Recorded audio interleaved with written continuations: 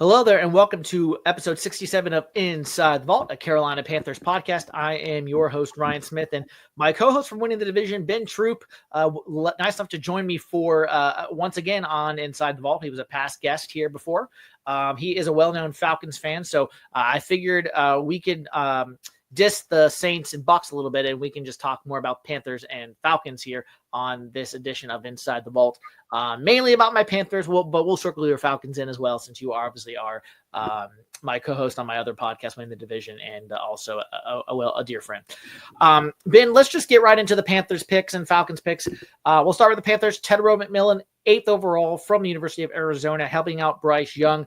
There was a lot of polarizingness with this pick. I think some people thought he was maybe the number 2 receiver in this draft, behind Matthew Golden, obviously below Travis Hunter, obviously. I'm saying after Travis Hunter when I say that. Mm-hmm. Some people thought he was the second best to Travis Hunter. Thoughts on Tetairoa McMillan, his to Carolina, Bryce Young, the Cali connection, as he said last night, will be strong. He had a 12 p.m. press conference today in Charlotte, so he's already flown in and did his thing there. Thoughts on the pick? Did you think it was a reach for the Panthers? And if so, what is his impact going to be on this team in the Carolinas for years to come? I do not think it was a reach. I think that's the guy they wanted. I think when I saw it, it shows how much respect they have for Bryce. You told me how like Bryce was like, banging the table saying, "Listen, I want this guy." It's something about, having a guy you are familiar with, having them California ties. And you can't coach height, you can't coach ability, and you can't coach catch radius. He has all three. You're always going to have criticism on where he should have went. Okay, his comparison is Drake London. And rightfully so. When Drake London came out of USC, people kept saying, "Is he ready?" And Drake London came into the NFL with an injury, so he didn't even run his 40. You see the player he's been able to become. The reason why I think Ted is going to be good is because of 2 reasons. One, he's in the NFC South, and he gets to get mentored by Adam Thielen. People don't give Adam Thielen enough credit for the type of play. Adam Thielen plays on the outside; he can play on the inside. Adam Thielen is the one that mentored Stephon Diggs, Justin Jefferson. So he understands how to get the best out of these young guys. And I will say this, it's how he fits in y'all system, Smitty. Y'all already got Leggett. That's your outside. You got Adam Thielen, who can now play on the outside and the inside.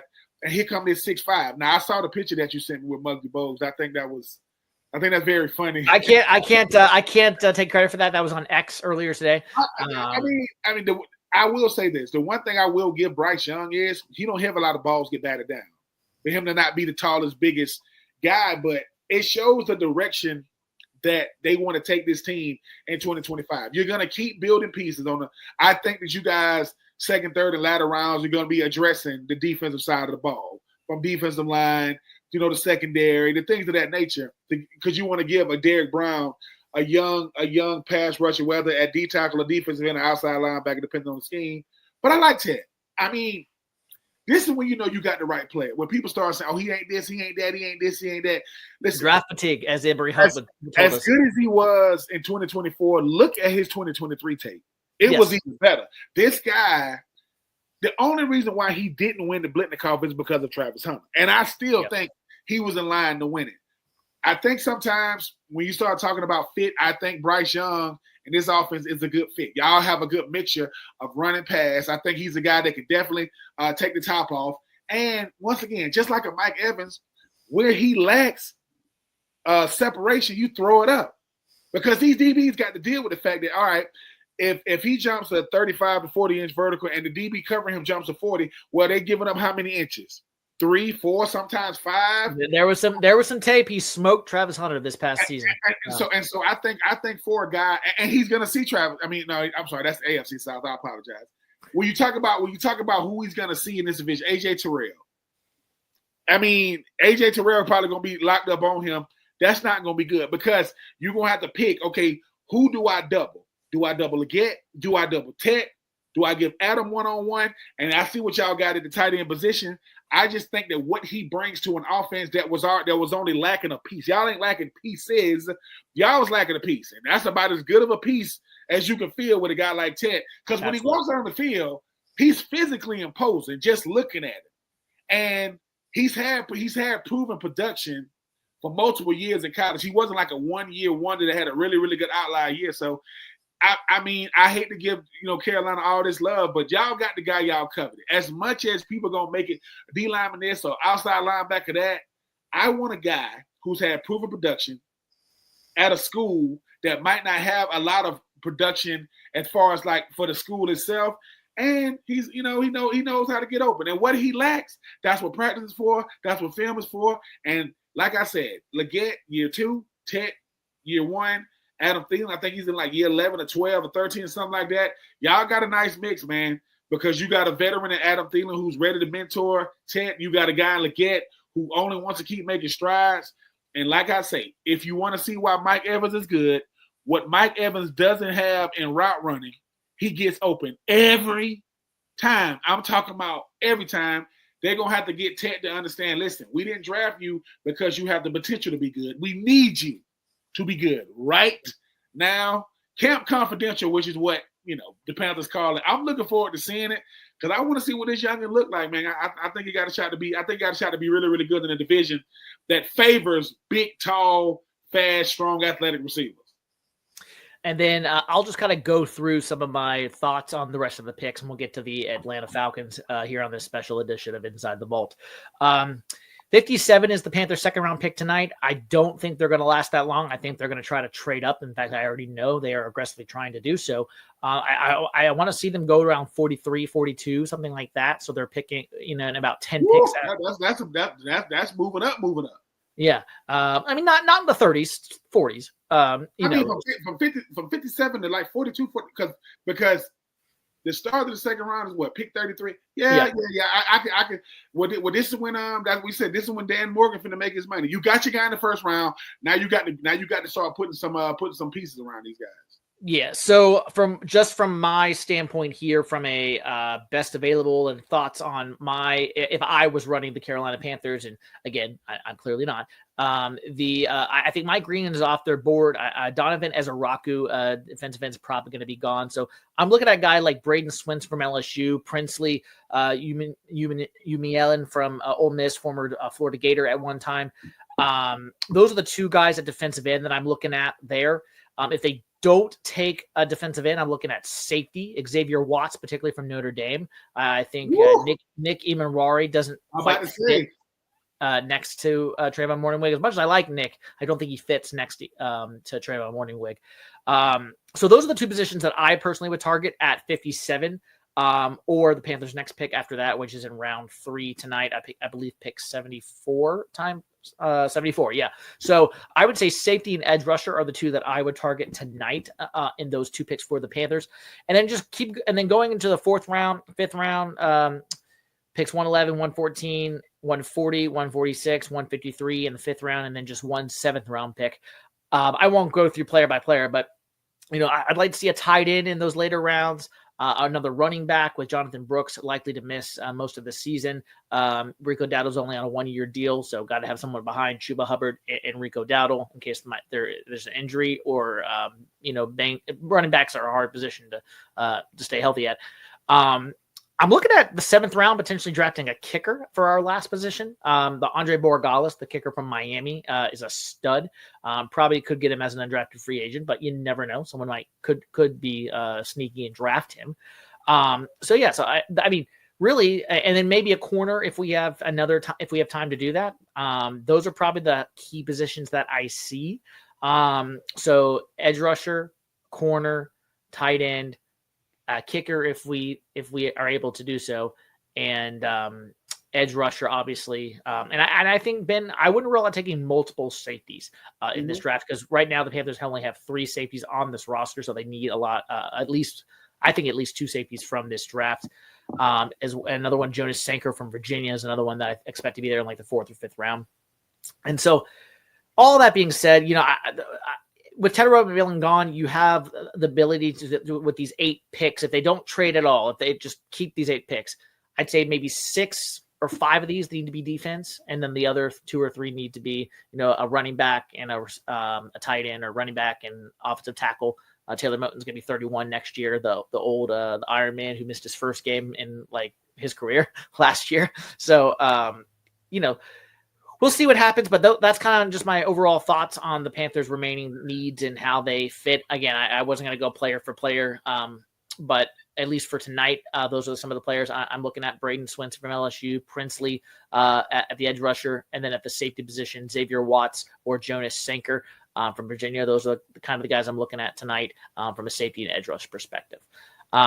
Switching gears to your Atlanta Falcons, you don't have a second round pick. Yeah. You go ahead and take Jalen Walker at 15, and then you go double dip back into the first round, giving up a second round pick in this year's draft, number 46, and then next year's first in 2026 to select James Pierce Jr., another North Carolina native in Charlotte. So two edge rushers where the Falcons definitely needed some edge rushing help. Did you like both of those picks, and what are your thoughts on the Falcons kind of moving forward in this draft? And then just your thoughts on giving up that 2026 first, for next year in James Pierce Jr. My Atlanta Falcons had 7 sacks on third down all year. They had 7 sacks all year on third down. That's it.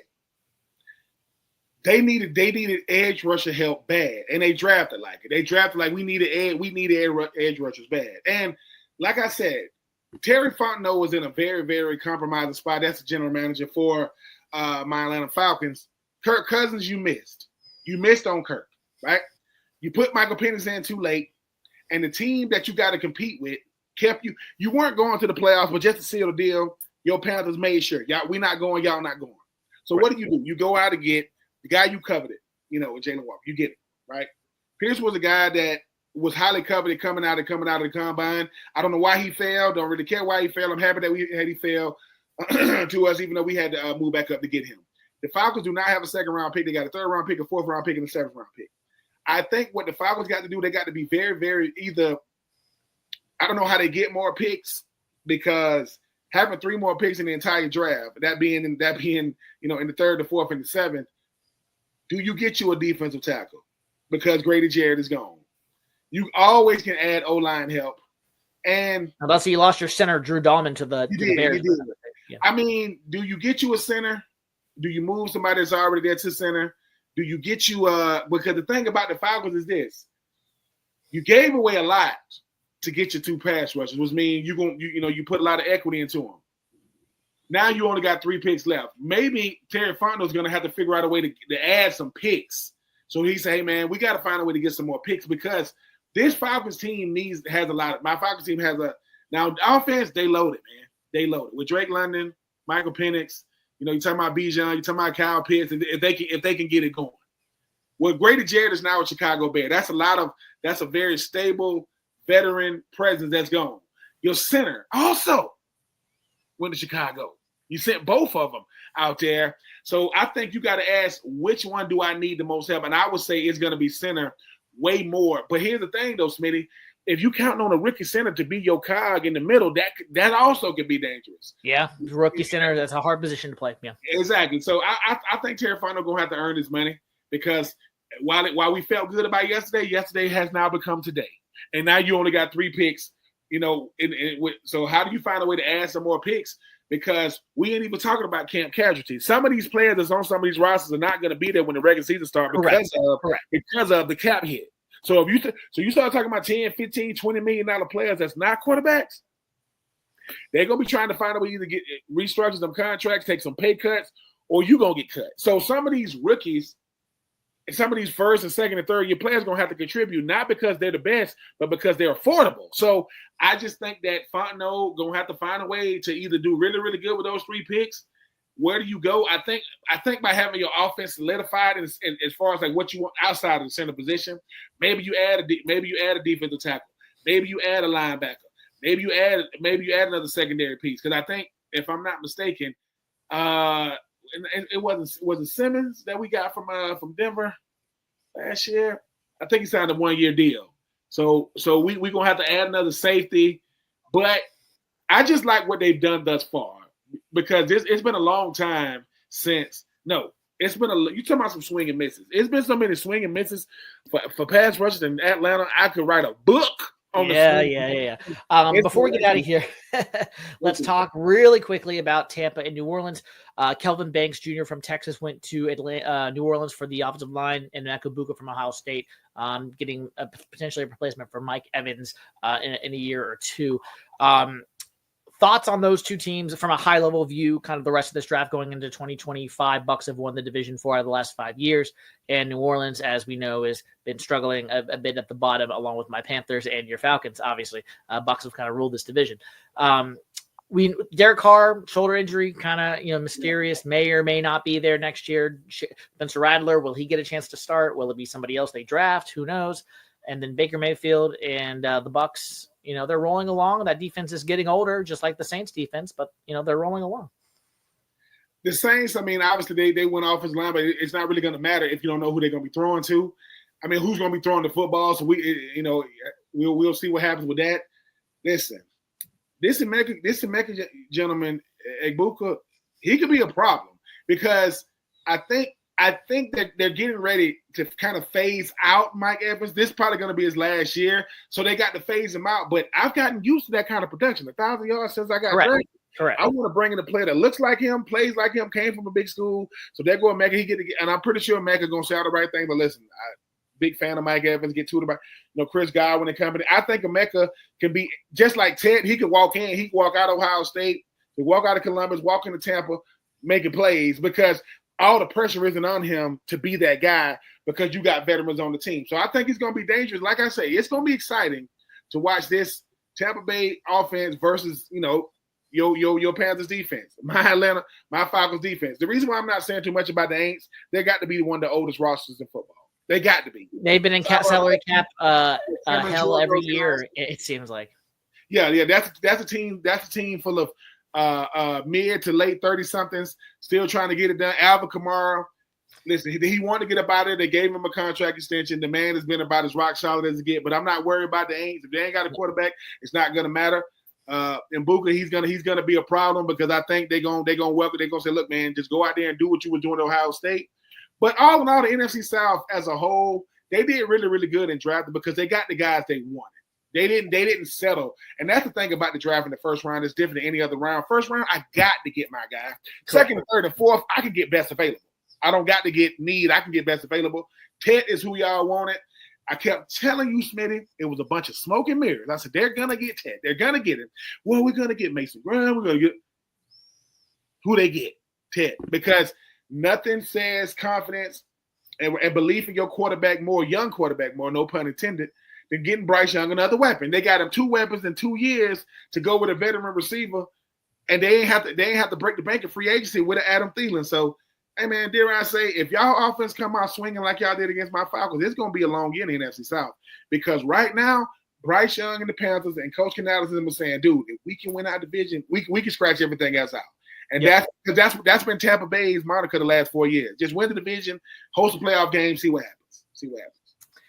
And I'll be back next week to recap the draft, probably on maybe Sunday afternoon or first thing on Monday night, kind of after we get all the rounds done and kind of settling in here. I know I just want to at least get on here with you guys and recapping the Panthers' first round because first round seems a little bit more nuanced than the other ones. And yes, as my co-host remembers that his Dirty Birds tries to all the time I get take over the Inside the Ball podcast, Carolina Panthers podcast. It is what it is, at the end of the day. And hopefully my listeners won't give me too much flack of having you on here, but that's okay. They still listen to us on Winning the Division as well.